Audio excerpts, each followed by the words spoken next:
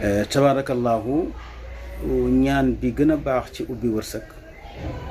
mooy tegtal bi nga xam ne alquran jox nañu ko te mooy baatu astaghfirullah ku ne xam na ne lii xatal wërsëg du dara lu dul bàkkaar yu bari dafay xatal wërsëg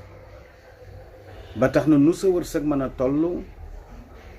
soo amuloon bàkkaar wërsëg wa dana gën a yaatu kon nag lii yaatal wërsëg lii dàq ay problème lii dàq ay musiba ak i balaa mooy ñàkk bàkkaar mais bàkkaar di indi musiba di indi balaa di indi